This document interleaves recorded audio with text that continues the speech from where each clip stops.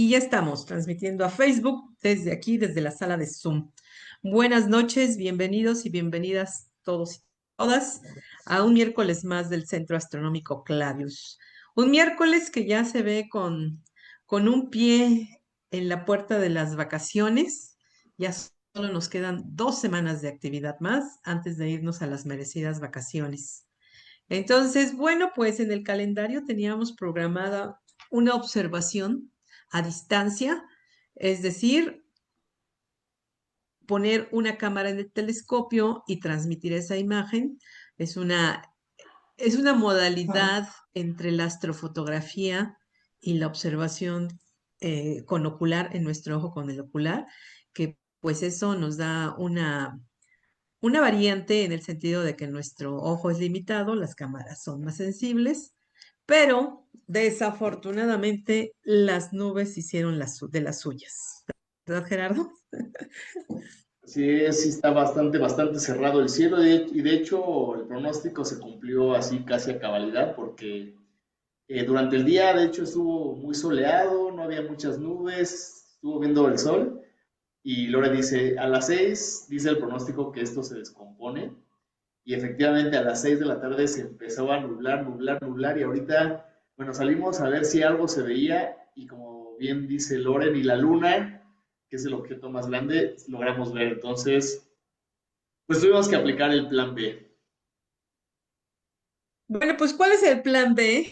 Que bueno, pues Gerardo, con la camiseta bien puesta, entonces nos va a dar una charla de un tema, como decíamos hace rato por acá en las oficinas, un tanto filosófico, de un tema un tanto filosófico, pero pues súper interesante.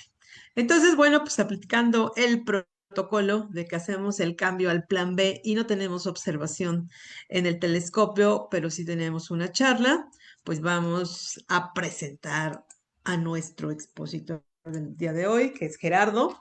Gerardo Martínez Avilés es licenciado en física por la UNAM, maestro en ciencias por la Universidad de Innsbruck, Austria, y doctor en astronomía por el Observatorio de Niza, Francia. Su tema de especialidad son observaciones de cúmulos de galaxias y ha trabajado en astrobiología, modelos numéricos de interacción de mareas en estrellas binarias y radioastronomía. Ha sido docente de física, matemáticas, historia y geografía en el Colegio Marymount, Cuernavaca y la Universidad Panamericana, Ciudad de México. Ha escrito varios artículos de divulgación en la revista Cómo ves, en la revista Chilango y otros más en diversas páginas electrónicas. Fue además colaborador del programa de divulgación científica La Oveja Eléctrica en Canal 22. Actualmente, y eso lo agradecemos, es astrónomo y divulgador científico en el Centro Astronómico Clavius de la Ibero. Pues Gerardo, el foro es tuyo. Muchísimas gracias, Lore. Y bueno, a todas y a todos que nos están aquí acompañando por las distintas plataformas, pues sí, nosotros también estamos bien emocionados de poder hacer la observación a distancia. Es algo que nos gusta hacer, como bien dice Lore, es una combinación ahí entre la observación visual y la astrofotografía. Y además de que, pues bueno, tenemos en nuestro equipo, aquí a Lore, que es una de las, yo voy a decirlo, una de las mejores astrofotógrafas del país, del mundo probablemente, y además pues muchos instrumentos a disposición aquí en el Centro Clavius. Entonces realmente pues teníamos todo puesto, pero pues el clima no tiene honor y pues ya para estas fechas deberíamos de tener cielos más despejados, estamos lejos de la temporada de lluvia. Sin embargo, bueno, el clima es impredecible y además cambia, entonces no pudimos observar. Y bueno, aprovechando que a mí me gusta mucho el tema como de la filosofía, pues hace un tiempo preparé una charla que no he tenido la oportunidad de presentar aquí en Clavius y creo que hoy es el momento. Entonces voy a compartir mi pantalla. Antes, nada más para que vean más o menos lo que teníamos planeado el día de hoy, les voy a enseñar mi Stellarium, que es este simulador del cielo. Espero que ahí ¿se ve bien, Lore? ¿O? Sí, sí, lo estamos viendo bien Ok, ahorita. entonces escogimos el día de hoy para la observación porque la luna en particular está en una fase bastante bonita. ¿no? Es una fase un poquito antes del cuarto creciente, lo cual pues es lo que esperábamos ver un poco con el telescopio. Esta fase, ¿no? Que es bastante, pues es muy bonito siempre observar la luna cuando no está llena, porque podemos ver con mayor detalle los cráteres que se ven en el terminador. Entonces era parte de nuestro plan y también está disponible, y se los digo para que ustedes también hagan sus observaciones, que seguramente están siguiendo el cielo. Últimamente estaba el planeta Saturno bastante cerca pues bastante alto en el cielo, y ahorita está mostrando como su fase en que los anillos los estamos viendo prácticamente de canto. Entonces el anillo se ve muy delgadito, lo hemos observado las últimas semanas aquí en Clavius. La verdad es que se ve bastante bien. Y bueno, también tenemos disponible por acá la galaxia de Andrómeda, que me va a costar un poquito de trabajo encontrarla así en Stellarium, tendré que buscarla, pero ya con la técnica de la astrofotografía, pues sí va a ser posible observar Andrómeda, y como siempre, pues algunos cúmulos abiertos que están disponibles en el cielo, alguna nebulosa por ahí, los planetas Urano y Neptuno andan también afuera. Entonces, pues bueno, esto es de lo que nos perdimos, pero eh, pues los invitamos. Por cierto, si el clima es benévolo, pues mañana todavía tenemos observación. Si el clima está bueno, podríamos observar algo muy parecido a lo que hubiéramos observado esta noche, y todavía probablemente la siguiente semana también tengamos abiertas las observaciones. Entonces, no se desanimen, pues ya saben que así pasa con esto del clima, pero bueno, así está la cosa. Entonces, ahora sí, voy a Bueno, pasar nada rápido. más, perdón que Sí, te interrumpa, adelante, pero adelante. comercial lo vamos a decir al final, pero por si no se tienen que ir o lo que sea, que estén enterados que la próxima semana tenemos conferencia en modalidad híbrida. Entonces, los esperamos por acá. Es verdad, la próxima semana sí vamos a tener aquí la cuestión presencial, y de hecho, pues bueno, ya haremos pública la invitación, pero nos encantaría tener un pequeño convivio con ustedes. Entonces, si se lanzan la próxima semana, pues ¿qué les decimos, Lore? Que se traigan acá unas papas, un refresquito, Unas ¿no? galletas. Unas galletas o algo. Nosotros obviamente también vamos a traer algo para hacer un pequeño convivio ya también de cierre de año. Y la clásica conferencia de fin de año de la Estrella de Belén, lamentablemente por cuestiones logísticas va a ser en línea el miércoles 10 de diciembre, y con esa cerramos las actividades. Y ya que estamos en los anuncios, Lore, déjame rapidísimo a dar dos anuncios más. Ujú. El primero de ellos es que ahí se ve Sí, ¿sí se ve?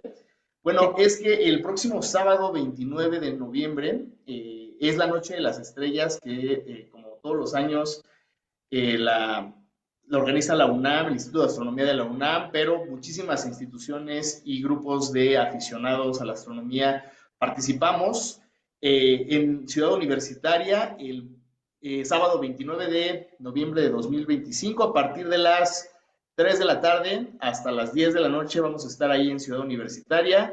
Van a haber muchísimos eventos, va a haber conferencias, va a haber música, va a haber observación con telescopios, si el clima nos lo permite, y muchas carpas con actividades, planetarios, un homenaje a Julieta Fierro, un espectáculo de drones. Entonces, la verdad es que también va a estar buenísimo la Noche de las Estrellas. Y hablando de anuncios, y ya el último se los prometo antes de la charla, nada más para los que no se vayan a quedar hasta el final. Bueno, Lore y yo, como varios de ustedes saben, escribimos un libro sobre la historia del Centro Astronómico Clavius del Ibero, y vamos a estar en la Feria del Libro, en la FIL de Guadalajara, el sábado 6 de diciembre a la 1 de la tarde, en el stand H31, el de la Ibero, allá en la FIL. Entonces también, si alguien anda por Guadalajara, por ejemplo, nuestro amigo Arnulfo y pues varios también otros amigos que tenemos por allá en Guadalajara, nos daría muchísimo gusto que compren muchos libros, ¿verdad, Lore? Porque ya no estamos haciendo millonarios con la venta de los ¿Eh? libros. Y bueno, esas son un poco nuestras actividades de cierre de año. Entonces, aprovechando que estamos en esto de los anuncios, ya creo que son todos, ¿no, Lore? Así es, Sí, creo si que algo se sí. me pasó, pues ya al final lo recordaremos. Y entonces ahora sí, voy a pasar a la charla. Y bueno, yo le puse a esta charla, nomás que tengo aquí muchos cuadros, los voy a cerrar. Acá no se ven. No se ven, ah, perfecto, pero No. yo sí veo muchos cuadros. Bueno, es una charla que, como les decía, fue pensada en un ciclo de alguna forma de diálogo entre distintas disciplinas, diálogos interdisciplinarios de humanidades, de ciencia, de diseño, de antropología.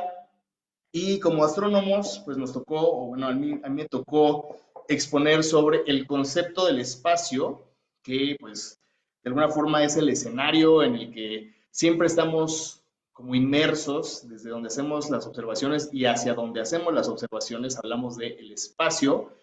Y pues ya investigando y como leyendo un poquito para esta charla, pues sale a la luz que el concepto del espacio o cómo nosotros nos imaginamos o cómo incluso percibimos el espacio, pues no ha sido siempre la misma forma.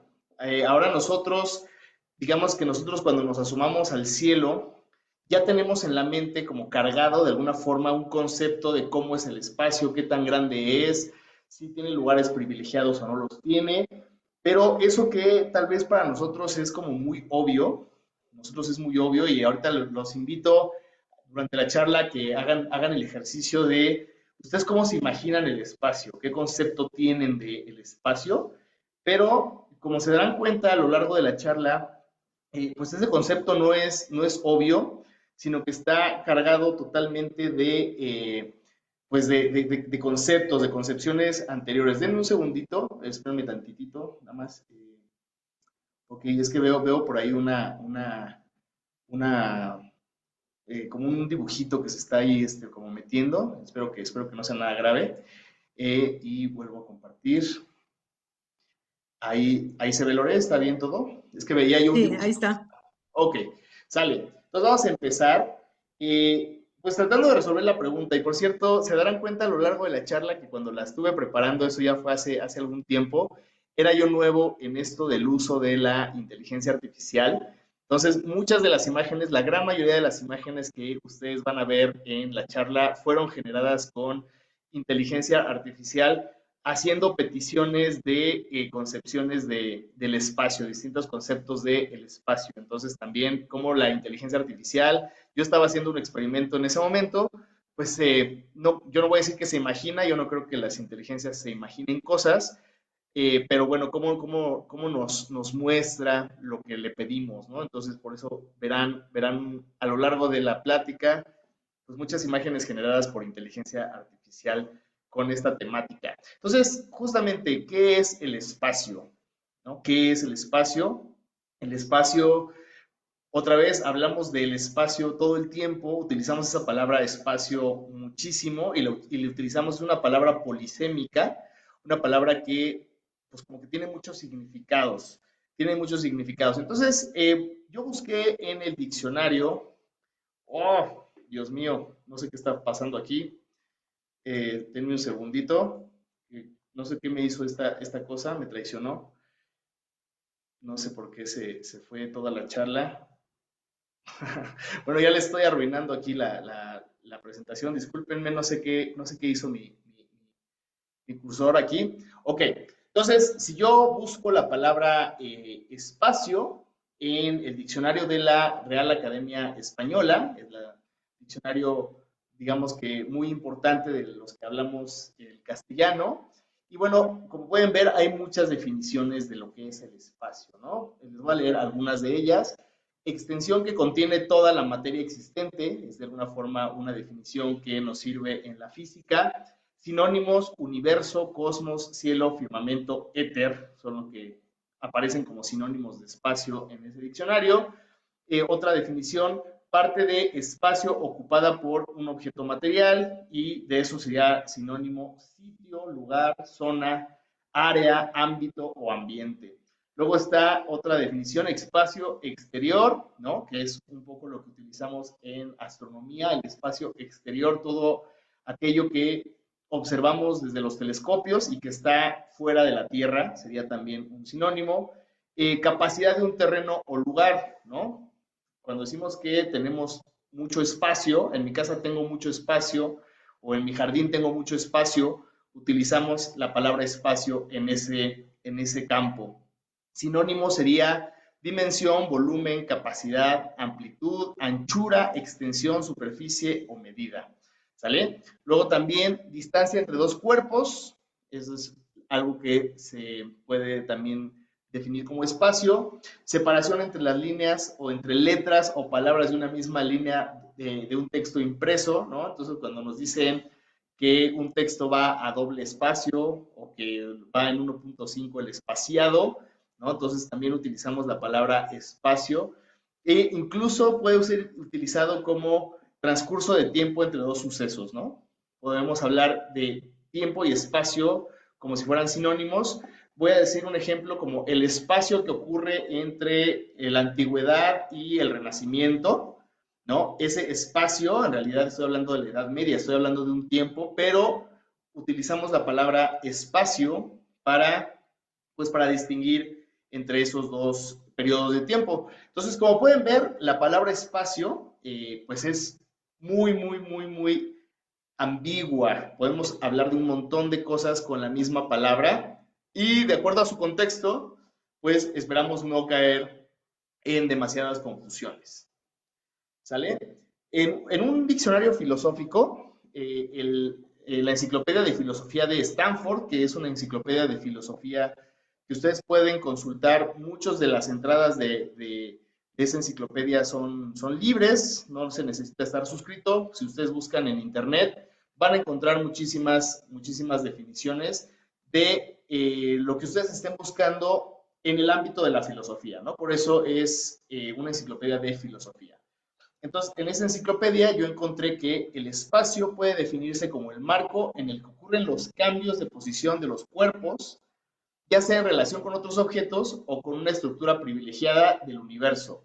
A lo largo de la historia se ha debatido si el espacio es absoluto e independiente de la materia o si solo existe como una relación entre los cuerpos, ¿no? Entonces, aquí podemos ver que en la filosofía, pues se habla de que ha existido un debate durante siglos, sobre todo sobre pues, propiedades del espacio, por ejemplo, que sea absoluto e independiente de la materia, o si es algo relacional, si el espacio solamente tiene sentido si hay materia con la que nosotros podamos de alguna forma encontrar esas relaciones de espacio, ¿no? Hace rato hablábamos de que si está cerca o lejos, si no hay materia, ¿cómo voy a saber si algo está cerca o lejos o cuánto espacio hay si no tengo algo con que yo pueda medir ese espacio, ¿no? Entonces yo cuando empecé a leer estas definiciones, pues dije, bueno, el concepto del espacio pues es bastante más complejo de como normalmente lo utilizamos, ¿no? En realidad es un tema, es uno de los grandes temas, de hecho,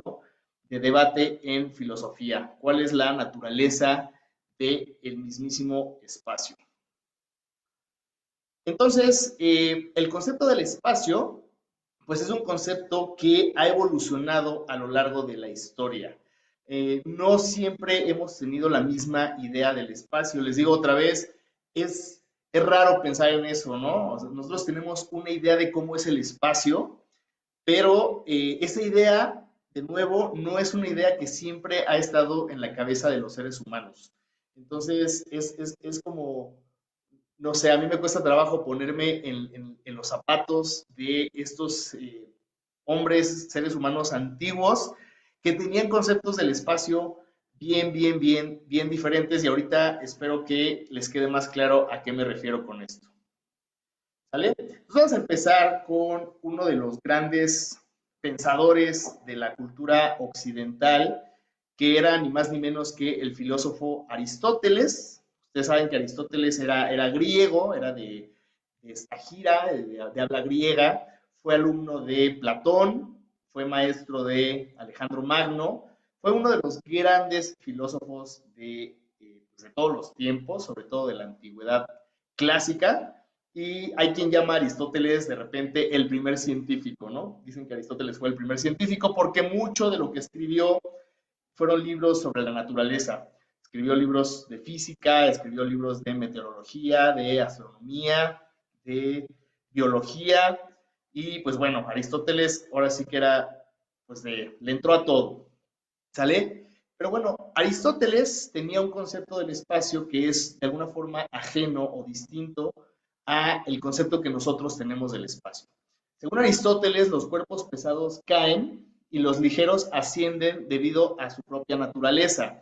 Entonces, había objetos que iban hacia abajo por naturaleza y objetos que iban hacia arriba por naturaleza. Un objeto que va hacia arriba por naturaleza, por ejemplo, es el fuego, ¿no? Nosotros cuando ponemos una fogata, pues pareciera que las flamas van como hacia arriba. Y entonces decía Aristóteles que el lugar natural del fuego era arriba y el lugar natural de algo pesado, de algo como la materia sólida, como alguna piedra, su lugar natural era abajo, lo cual ya tiene una implicación, pues de alguna forma extraña, porque en el concepto de espacio de Aristóteles hay una distinción clara entre lo que es arriba y lo que es abajo, y ese arriba y abajo está determinado por la posición con respecto al centro del universo que coincide con el centro de la Tierra. Entonces, fíjense cómo ya el concepto de Aristóteles es muy diferente a el concepto que nosotros tenemos del espacio. Le voy a llamar a esto el paradigma aristotélico. ¿Qué quiere decir esto? Es como el marco en el que Aristóteles pues enclava su idea de el espacio. En este paradigma, el espacio es finito. El espacio Aristóteles no lo pensaba como una cosa en la que yo me pudiera mover infinitamente en cualquier dirección, sino que eventualmente, si yo me movía suficiente, iba a llegar a un límite final que, bueno, los griegos ponían ahí la esfera de las estrellas fijas y atrás de la esfera de las estrellas fijas estaba un primer motor, ¿no? Entonces aquí, de hecho, si se fijan, aquí dice decimum coelum primum mobile, es decir, el primer motor que está en el décimo cielo, ¿no? Está más allá. Y entonces ahí, afuera de las estrellas fijas, estaba un primer motor que, pues el mismo Aristóteles lo llama Dios, y después en el cristianismo, pues les encantó esa idea y entonces era Dios, ¿no? De hecho, si se fijan en esta ilustración, ¿no? Dice Coelium Empyreum, el cielo Empyreum, Habitaculum Dei, como donde vive Dios o donde viven los dioses, ¿no? Entonces era como ese lugar, ese límite donde ya no puedo ir más allá del espacio físico porque ya me estoy encontrando con estos entes metafísicos como el primer motor o Dios que estaban fuera de la esfera de las estrellas fijas, ¿no? Del firmamento. Entonces, en el espacio de Aristóteles es finito, hay una distinción clara entre arriba y abajo, y eso es qué tan cerca o qué tan lejos estás del centro. El centro, recordemos, es el centro de la Tierra, ¿no? Entonces, el centro de la Tierra es lo más abajo que yo puedo llegar y es lo que define la dirección, digamos, de abajo. Y arriba es, pues, qué tanto me alejo de ese centro, ¿no? Entonces, otra vez, es un espacio que distingue entre arriba y abajo. Y bueno, claro, en nuestra experiencia cotidiana, pues nosotros sí sentimos que hay un arriba y un abajo, ¿no? Un abajo yo diría que es hacia donde caen las cosas pesadas y arriba pues es la dirección opuesta, pero eso ya lo explicaremos más adelante por qué tenemos esa ilusión de que el espacio tiene esa forma, ¿no? O por qué lo percibimos así, al menos desde la Tierra. Otra cosa interesante del espacio de Aristóteles es que él distingue que hay distintos tipos de física. No es la misma la física que está debajo de la esfera de la Luna, que es donde vivimos nosotros. Entonces, según Aristóteles, de la Luna para abajo aplican ciertas reglas de la física, por ejemplo, que los cuerpos pesados caigan, pero arriba de la esfera de la Luna, en donde viven Mercurio, Venus, el Sol, Marte, todos esos, entonces ya aplica otra física. Ya los cuerpos se mueven de otra manera, la materia no se corrompe, el movimiento siempre es circular y perfecto. Entonces, Aristóteles divide el espacio en dos regiones, una región supralunar, arriba de la luna, y una región sublunar, abajo de la luna, que es donde vivimos nosotros. Luego, el espacio de Aristóteles tiene lugares privilegiados, ¿no? El centro de la Tierra es un lugar privilegiado, es un punto, de alguna forma, un punto de observación o un punto en donde ocurren cosas y que no tiene ningún símil con otro punto del espacio, ¿no? Tiene un centro hacia donde tienden los objetos pesados. Entonces, el espacio de Aristóteles tiene lugares privilegiados, ¿sale? Y otra cosa es que el espacio y el tiempo, de alguna forma, son absolutos. No hay mediciones distintas que digamos que si yo subo a las estrellas o voy al centro de la Tierra o lo que sea, con una regla, mi regla siempre va a medir las mismas distancias y si hubiera forma de medir relojes en el tiempo de Aristóteles, de medir el tiempo con relojes precisos, pues esos relojes de alguna forma funcionarían igual en cualquier punto del espacio, a pesar de que hay lugares privilegiados, ¿sale? De que tiene lugares privilegiados, no nos dice absolutamente nada de que el espacio cambie en esos lugares privilegiados, ¿ok? Entonces, fíjense cómo este paradigma aristotélico, que además duró miles de años, pues es bastante diferente a la idea que creo que todos tenemos actualmente de cómo es el espacio. ¿Sale? Las ideas de Aristóteles, y bueno, ideas que se desarrollan poco después de Aristóteles, son compiladas más o menos en el siglo I, casi en el siglo II, en el 148 después de Cristo, más o menos, en el siglo II, en un libro de Claudio Ptolomeo que se llamaba La Sintaxis Matemática, ¿no? Aquí dice Mathematicae Sintaxis de Claudius Ptolemaios, y nosotros conocemos ese libro a través de los árabes, que es quienes lo estudian, lo traducen y después lo devuelven a Occidente, y lo conocemos como el Almagesto, ¿no? Es el libro más importante de la astronomía antigua. Y en el Almagesto, pues, está cifrada esta forma de concebir el mundo aristotélica con la Tierra en el centro y con las esferas encima de la Luna dándole vueltas de alguna manera a el centro de la Tierra. ¿Sale? Entonces aquí hay varias ilustraciones, una más caricaturizada de cómo, pues fíjense cómo la Tierra está inmóvil en el centro, en este lugar especial del universo, su centro, un universo con centros. Fíjense cómo la idea del centro del universo era importantísima en la concepción del espacio de los griegos. Acá hay otras ilustraciones y estas ya son más recientes, porque aquí ya pueden ver que ya está América, por ejemplo, pero es la representación del mundo en el sistema de Ptolomeo, ¿no? De Ptolomeo, que es heredado de Aristóteles. Entonces, este cosmos geocéntrico con la Tierra en el centro pues duró muchos siglos, de hecho duró más de un milenio, de tal manera que en lo que conocemos como la Edad Media o el medievo, se dio lo que yo llamo la síntesis de la cosmología medieval, es decir, el universo geocéntrico es uno de sus pilares, un universo con la Tierra en el centro, más la física y la filosofía de Aristóteles. Entonces acuérdense, los cuerpos suben, los cuerpos ligeros suben, los cuerpos pesados caen hacia su lugar natural que es el centro, arriba de las estrellas está el primer motor, ¿no? El motor inmóvil de Aristóteles, y entra un tercer elemento en esta cosmología que es un cosmos cristiano, es decir, se da una lectura interpretativa de que todo este mundo está en concordancia con varios pasajes de las escrituras, ¿no? Están en concordancia con la Biblia.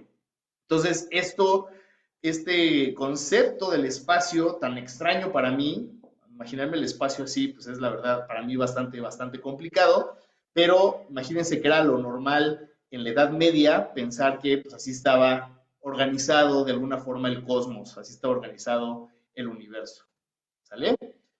Bueno, ya ha entrado el Renacimiento, más o menos 1400, 1500, de hecho, más particularmente en el año de 1543, se publica un libro importantísimo en la historia de la ciencia, que se conoce como De Revolutionibus Orbium Coelestium, que es un libro escrito por Nicolás Copérnico, ¿sale? Y creo que todo mundo, o casi todos, estudiamos en algún momento que en ese libro, Nicolás Copérnico propone un cambio a el sistema aristotélico, tolemaico, geocéntrico y cristiano, que es que resulta que la Tierra no es el centro del universo, sino el Sol, ¿sale? Y se conoce como el paradigma heliocéntrico. Helios, Sol, heliocentrismo, el Sol en el centro.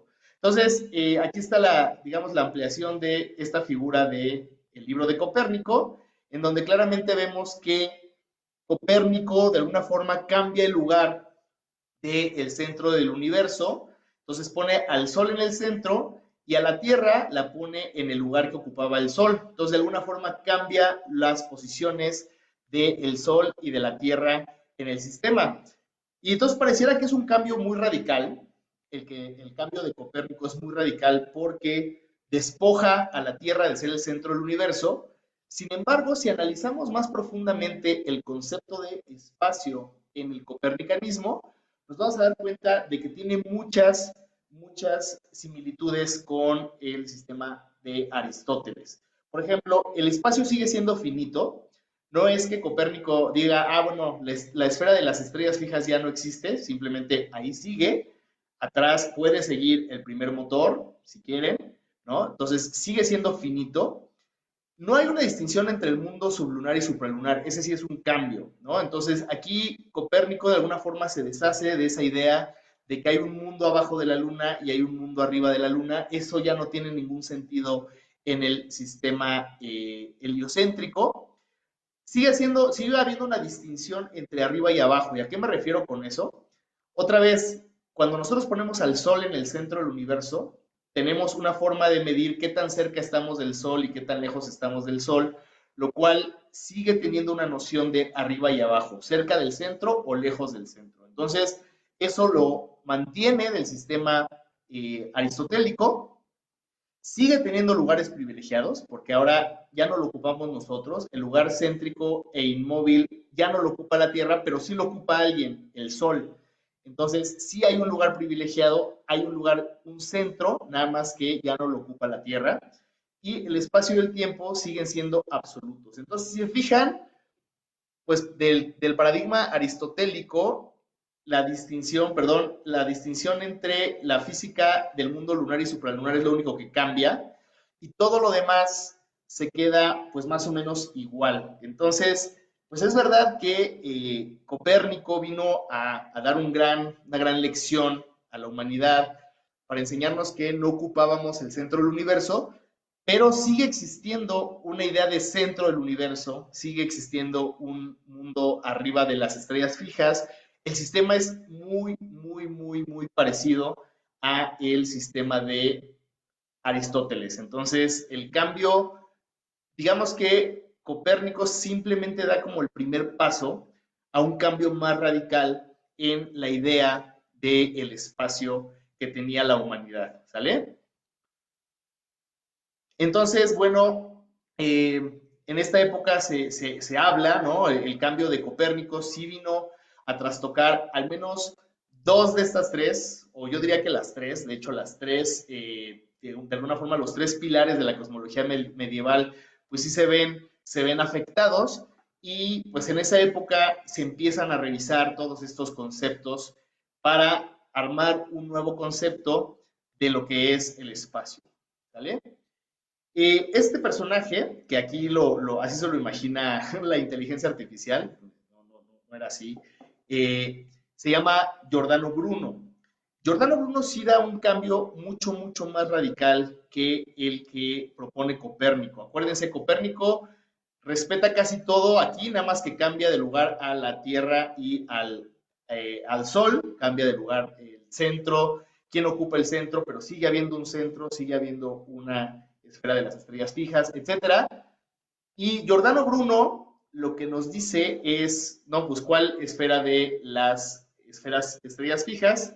Giordano Bruno rompe con esta última esfera y lo que dice es, no, bueno, lo que pasa es que las estrellas son soles vistos desde muy, muy, muy, muy lejos, ¿no? Entonces, cada estrella es una especie de sol y por lo tanto no puede haber muchísimos centros del universo, o más bien el universo no tiene centros. Entonces, fíjense cómo Giordano Bruno ya rompió con dos ideas fuertísimas de la física o de la cosmología aristotélica que después hereda Copérnico y rompe con dos. Una es, no hay esfera de las estrellas fijas hasta arriba, no hay centros, ¿no? Y por lo tanto el universo es infinito.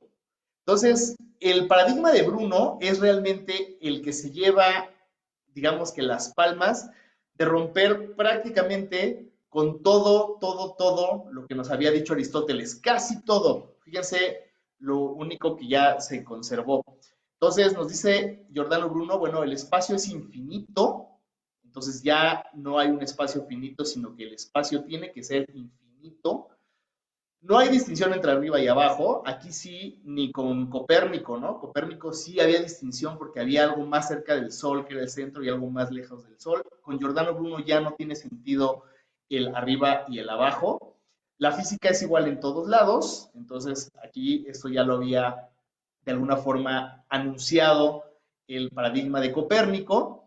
No tiene lugares privilegiados. Acuérdense que en Copérnico todavía había lugares privilegiados, había un centro y había un adentro y afuera. Aquí ya no. En un universo infinito, pues ya no hay estos lugares privilegiados. De hecho, el universo pasó de no que la Tierra no fuera el centro ni el Sol fuera el centro, el universo resulta dentro del paradigma de Giordano Bruno que no tiene centros, no tiene lugares privilegiados. Y pues si se fijan, todo esto que dijo Giordano Bruno ya se va pareciendo muchísimo, muchísimo, muchísimo a el concepto que tenemos nosotros de cómo es el universo, ¿no? Infinito, o bueno, eso vamos a cuestionarlo un poquito más adelante, sin distinciones entre arriba y abajo. La física es igual en todos lados, que nosotros sepamos, no tiene lugares privilegiados, pero Giordano Bruno, de alguna forma, pues hasta ahí llegó y leyendo, no recuerdo que lo haya dicho explícitamente, pero leyendo entre líneas, el espacio y el tiempo en la concepción de Giordano Bruno siguen siendo absolutos, ¿no? Siguen siendo los mismos para todos los observadores. Entonces, esta idea del universo, de hecho, pues es ya bastante parecida, esta idea del espacio, es ya bastante parecida a una idea más cercana que nosotros tenemos de cómo es el universo, ¿sale? Bueno, nos cabe mencionar que Giordano Bruno murió en 1600 en la hoguera. Fue una de esas personas que la Inquisición sí quemó. A Giordano Bruno sí lo quemaron en Roma, en una plaza que se llama Campo dei Fiori. Lo quemaron vivo por sus herejías. Lo del universo infinito fue nada más una de muchísimas, muchísimas que se aventó. O sea, la verdad es que sí escribió cosas pues quisieron enojar a las autoridades, no nada más por su ciencia, que además ni siquiera era ciencia. Giordano Bruno no era un científico, era más bien un teólogo, un filósofo, no era realmente un científico cuando afirmó todas estas cosas que hoy sí ya consideramos científicas, pero en ese momento no había bases científicas para todo esto que estaba diciendo Giordano Bruno. Pero bueno, a Giordano Bruno sí efectivamente lo quemaron en la hoguera y muchas veces se utiliza la figura de Giordano Bruno como de alguna forma como que nos confunden con Galileo Galilei, ¿no? Como que a Galileo también la Inquisición lo, lo condenó, pero bueno, a Galileo no lo quemaron vivo, Galileo murió ya de viejito en su casa, no le fue tan mal, pero y fueron un poquito, sí fueron contemporáneos, Giordano Bruno y Galileo, nada más que, pues bueno, a Giordano Bruno lo queman antes de que Galileo empiece con su obra científica importante, ¿sale? Y bueno, Galileo fue un personaje fundamental en la historia de la ciencia, de la física, de la astronomía, pero aquí quiero que entremos un poquito a detalle en su concepto, un concepto súper importante, que es el concepto de inercia, ¿sale? El concepto de inercia. ¿Qué nos dice el concepto de inercia?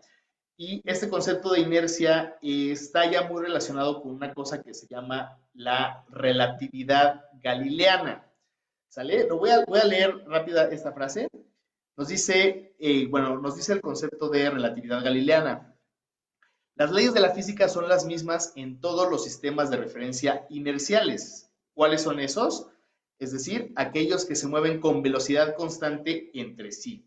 En otras palabras, no existe un estado de reposo absoluto y un observador dentro de un sistema en movimiento uniforme, como un barco navegando en aguas tranquilas, no puede determinar si está en reposo o en movimiento sin observar un punto externo de referencia. Lo que dice Galileo es, a ver, vamos a imaginarnos que hay un barco y nosotros estamos adentro del barco, en una habitación dentro del barco, y las aguas están muy tranquilas, digamos que no tiene mucho oleaje el mar en ese momento, ¿no?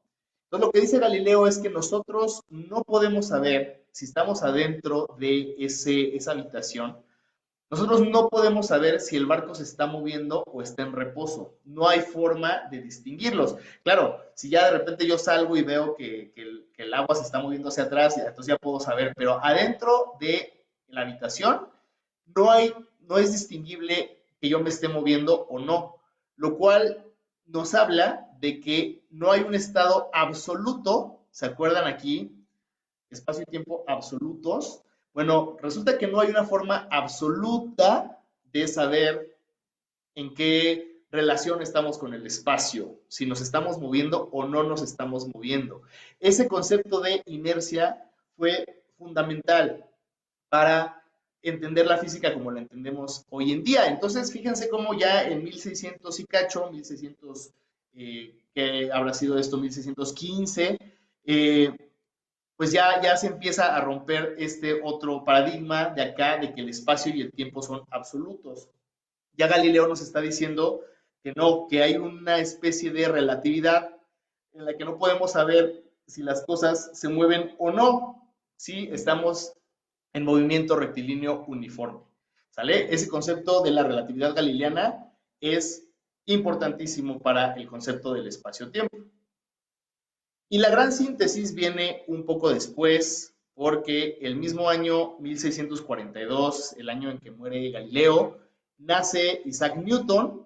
Newton nació prácticamente despuesito de que Galileo muere, y Newton hace una gran síntesis de las nuevas ideas, incluyendo las ideas inerciales de Galileo Galilei. Entonces, si se acuerdan ustedes, la primera ley de Newton, de hecho, pues es la ley de la inercia, ¿no? Nos dice qué es la inercia.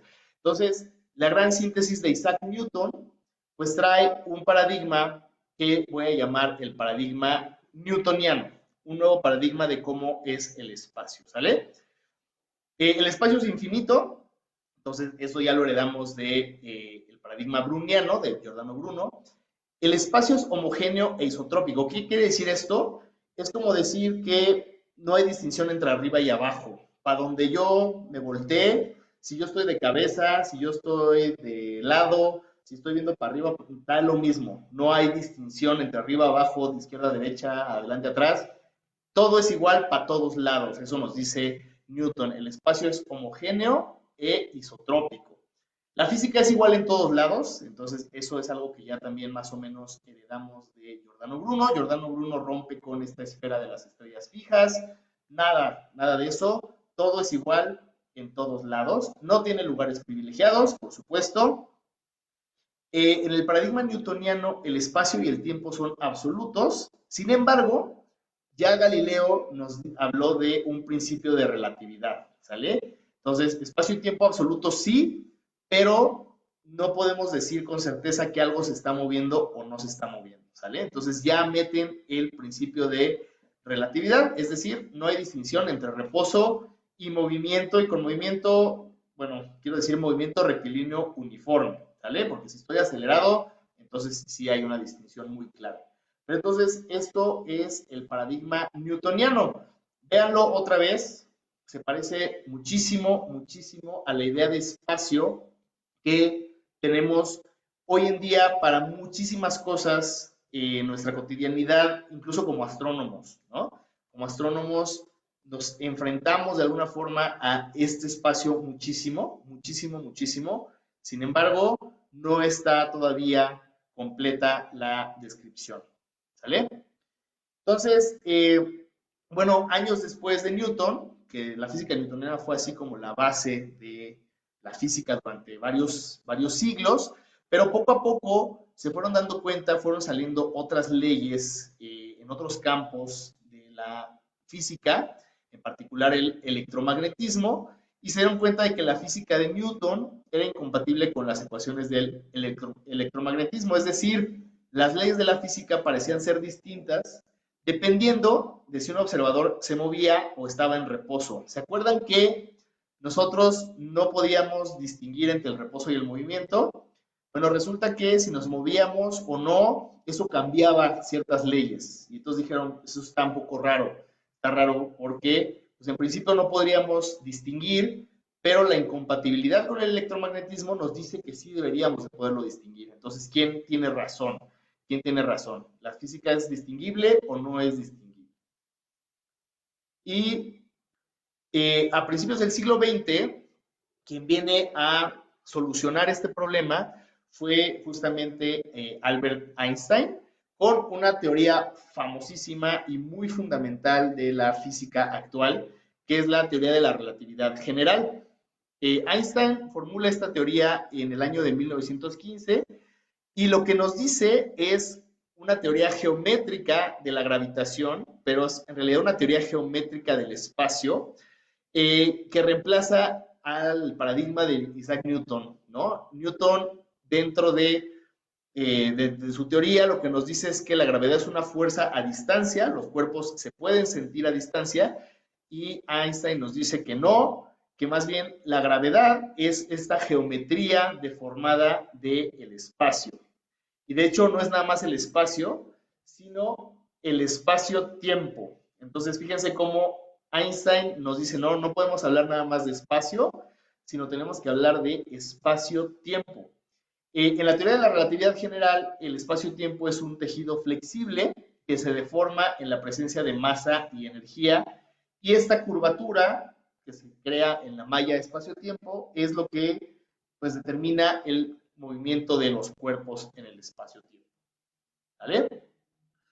Entonces, eso nos da entrada a un nuevo paradigma del espacio, que ya no, les repito, ya no deberíamos de llamarlo espacio, llamémosle espacio-tiempo. Entonces, lo que nos dice Einstein y sus ecuaciones es que, otra vez, fíjense cómo ya habíamos roto con la idea del espacio finito, y desde Giordano Bruno, Galileo, Newton, estábamos muy contentos con la idea de que el espacio era infinito. Bueno, resulta que Einstein nos dice que no, que el espacio sí es finito, que no tiene límites, pero que está en expansión, que es cada vez más grande. Entonces, otra vez, es un espacio distinto porque es un espacio dinámico, es un espacio que es cada vez más grande. Y ya sé lo que están pensando, ya lo sé, porque es clásico que nos preguntemos eso cuando lo escuchamos. Es, bueno, ¿y para dónde se está haciendo más grande el universo? ¿No? Es como si hubiera espacio fuera del espacio y el universo se estuviera haciendo más grande hacia ese espacio. Bueno, resulta que no es así, no es así, no es que haya un espacio fuera del espacio, pero el espacio es finito, ¿no? Otra vez, es complicado de entender, es matemático, es abstracto, pero así nos dice la teoría de la relatividad que funciona la cosa, ¿sale? Bueno, el espacio es homogéneo e isotrópico, eso se mantiene, es decir, igual para todos lados y en todas las direcciones. La física es igual en todos lados, eso es igual, no tiene lugares privilegiados, ¿no? A pesar de que decimos que es finito, no hay un centro o no hay una orilla o un límite que nos lo pueda marcar. El espacio ya no se habla de espacio y tiempo, sino de un espacio-tiempo, que son relativos. Es decir, que dependiendo de cómo me mueva, es cómo va a pasar el tiempo para mí y cómo voy a medir yo qué tan largo o qué tan corto es el espacio. Pero además se puede deformar por la presencia de masa y naturalmente se expande. El universo se está expandiendo. Y una de las reglas fundamentales, porque fíjense cómo aquí en todas las concepciones del espacio antiguas no había como un límite de que algo pudiera viajar a una velocidad límite. Aquí no nos dice nada. Giordano Bruno podía pensar que la luz viajaba a velocidad infinita.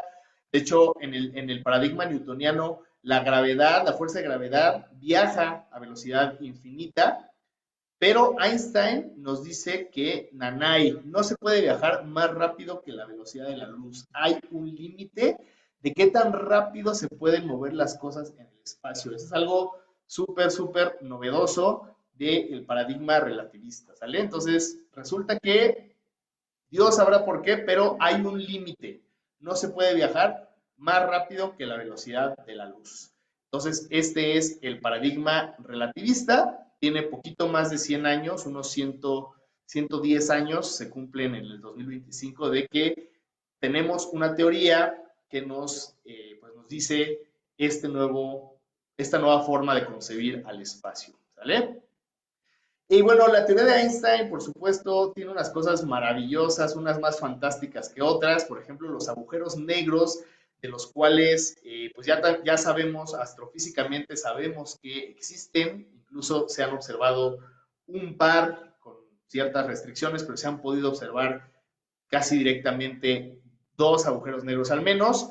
Y otros objetos más teóricos, más especulativos, no se han podido observar, no se sabe si se pueden realmente tener una existencia física, pero también está esta idea de los agujeros de gusano, ¿no? Que son regiones de este tejido del espacio-tiempo que se pueden conectar por una suerte de túneles que pues tienen una naturaleza más matemática todavía que física, pero son resultados de esta teoría nueva, bueno, nueva de 100 años, de cómo es el espacio-tiempo.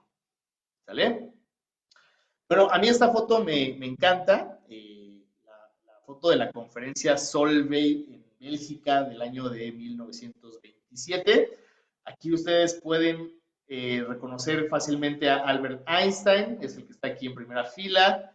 Aquí está Marie Curie, que es la única mujer, si no me equivoco, es la única mujer aquí en esta conferencia. Pero pues podemos ver a muchísimos físicos y ya leemos quién es quién. Bueno, resulta que aquí está pues toda la crema innata de la física del siglo XX, ¿no? Está Bohr, está Paul Langevin, está Schrödinger, Compton, Heisenberg, Born, bueno, están todos, ¿no? Está toda la crema innata. Está padrísima esta foto. Ha de haber sido una conferencia muy interesante, pues digo, el pobre Marie Curie era la única ahí, pero yo creo que se llevaba muy bien, se llevaba bien, de hecho, con todos, no creo que se sintiera discriminada, pero bueno, hoy en día es prácticamente imposible ver una foto así como de puros físicos, ¿no? En fin, así estaba la cosa en 1927, pero todos estos los pongo porque ellos fueron pues de alguna forma los autores de esta teoría que hoy se conoce como la mecánica cuántica, ¿no? La física cuántica. La física cuántica estudia el comportamiento de partículas muy pequeñas, en donde ya la física, como la conocemos, ya no aplica. Tiene otras reglas. El mundo de lo microscópico, de lo muy pequeñito, tiene otras reglas. Por ejemplo, las partículas pueden estar en varios estados a la vez, lo que se conoce como una superposición de estados. Pueden afectarse instantáneamente, fíjense, instantáneamente unas a otras a distancia. A ver, espero que les haya brincado algo porque nos dijo Einstein que no se puede viajar más rápido que la luz, ¿no?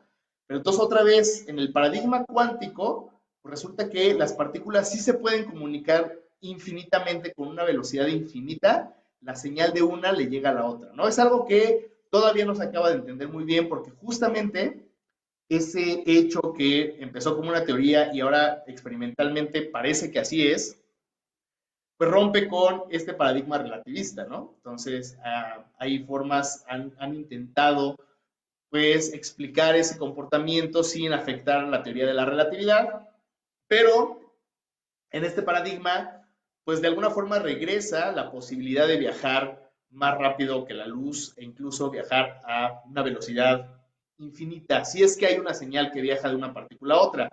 Hay otras formas de interpretar cómo se comunican las partículas, pero pues es un fenómeno que sí vino de alguna forma a romper con varios de los esquemas de lo que era el espacio según las teorías, pues la más avanzada que era la de Einstein, ¿no? Y bueno, eso se conoce como entrelazamiento, cuando las partículas se afectan a distancia de manera instantánea. Y bueno, en lugar de trayectorias fijas, el movimiento se describe como ondas de probabilidad que indica dónde es más probable encontrar a las partículas, ¿no? Pero no es que las partículas se estén moviendo así como continuamente, sino que pues, hay unas ondas en donde esas ondas nos dicen dónde es más probable que podamos encontrar a la partícula. Pero realmente no es que la partícula siga una trayectoria fija, sino que más bien se van guiando por estas ondas de probabilidad. Entonces, a ver, yo al final yo no soy físico cuántico, yo estudié astrofísica porque justamente a mí me parece que la física cuántica sí es muy, muy, muy lejana a los conceptos que yo tengo de movimiento, de dónde está una partícula, de posición, de cómo se comunican, etcétera. Entonces, fíjense cómo el paradigma cuántico, pues, sí viene de alguna forma a darnos una noción distinta de cómo es el espacio. ¿Sale? El paradigma cuántico, el espacio es infinito. Bueno, en realidad, la cuántica como que calla en ese respecto. No le importa, francamente, no se pronuncia por un espacio finito o uno infinito. Eso es algo que realmente no le importa mucho a la cuántica. Hay un límite para lo pequeño del espacio, eso es muy interesante. Fíjense cómo Einstein, ni Newton, ni Giordano Bruno, ni nadie nos dijo que hay regiones del espacio que ya no puedes ir más abajo. Siempre el espacio de todos aquellos era de alguna forma infinitamente divisible. Siempre podías dividirlo y encontrar un pedacito más chico y otro más chico y otro más chico y otro más chico y otro más chico. El paradigma cuántico, fíjense, nos da un límite. El límite nos lo da un numerito que se llama la constante de Planck. Entonces, fíjense cómo, al igual que la relatividad nos dice que hay un límite de qué tan rápido se pueden mover las cosas en el espacio, eh, la cuántica nos da también un límite de qué tanto podemos dividir el espacio. Ahí va a llegar un momento en el que ya no lo vamos a poder dividir más, lo cual es totalmente novedoso, ¿eh? Bueno, sí se lo habían preguntado los griegos con la idea de la eterna divisibilidad de la materia, pero pues aquí parece que no. Parece que sí vamos a llegar a un límite a partir del cual ya no hay algo más chiquito. Hay como una partícula mínima de espacio, como un cuanto más chiquito de espacio. Le llaman la longitud de Planck a ese numerito. Y el universo no es local. ¿Qué quiere decir? Que las cosas se pueden comunicar de forma instantánea. Acuérdense que en el paradigma relativista, para que yo me entere de que algo pasó en el Sol, tengo que esperar a que una señal del Sol llegue a la Tierra y eso tarda 8 minutos, que es la velocidad de la luz, ¿no? Bueno, la velocidad de la luz a la distancia del Sol me da 8 minutos. En el paradigma cuántico, yo me puedo enterar instantáneamente de lo que está pasando en el Sol en este momento, ¿no? Entonces, eso es algo muy, muy, muy, muy raro. Yo no lo acabo de entender, cómo es posible que una partícula sepa lo que está pasando del otro lado del universo, ¿no? Es como si la partícula tuviera un conocimiento total del universo y simplemente dice, ah, pues mira, ahorita está pasando esto del otro lado. Ni siquiera tengo que esperar a que llegue la señal, yo ya lo sé. Es algo muy raro y se conoce como la no localidad del espacio, ¿no? La no localidad. Y bueno, por supuesto, aquí no tampoco tenemos una razón para pensar que hay lugares privilegiados en este espacio cuántico, ¿sale? Y bueno, a modo de resumen, aquí les pongo de alguna forma las cosas más importantes, no están todas, de los distintos tipos de espacios, ¿no? El espacio aristotélico es finito, tiene lugares privilegiados, espacio y tiempo absoluto. El espacio copernicano, que es prácticamente igual a este, nada más que cambiamos geocéntrico por heliocéntrico, finito, lugares privilegiados, espacio y tiempo absolutos. Espacio browniano, infinito, sin lugares privilegiados, es decir, sin centros, y espacio y tiempo absolutos. El espacio galileano-newtoniano, infinito, sin lugares privilegiados, con el principio de relatividad galileana, no puedo distinguir lo que está en reposo y en movimiento, el espacio-tiempo relativista, que es finito en expansión, acuérdense, el universo se está haciendo cada vez más grande, sin lugares privilegiados, con un espacio-tiempo deformable relativista y con el límite de la velocidad de la luz. Y por último, el espacio cuántico, que es, no importa si es finito o es infinito, pero no es local. Yo me puedo enterar de lo que está pasando del otro lado instantáneamente, sin lugares privilegiados y con una cuantización del espacio-tiempo. Es decir, no puedo ir más abajo de ciertas particulitas de espacio-tiempo. Ciertas cajitas, yo me las imagino como cajitas así chiquititas, en las que ya no puedo ir más abajo, no puedo medir tiempos más cortos que eso, y no puedo medir distancias más cortas que lo que nos está diciendo eso. Y bueno, con esto voy a terminar, porque tenía unas diapositivas más, pero creo que esto es lo que les quería comunicar el día de hoy. Entonces, aquí voy a parar para que pasemos a las preguntas. Seguramente tienen quejas y tienen, si hay filósofos ¿cómo se llama? En el público, pues puede ser que me vayan a decir así como cosas. Estoy aquí dispuesto a defenderme, pero bueno, más que nada, muchísimas gracias como siempre por haberme acompañado y pues estoy ansioso por conocer sus puntos de vista sobre estas ideas de cómo ha evolucionado la idea de espacio a lo largo del tiempo.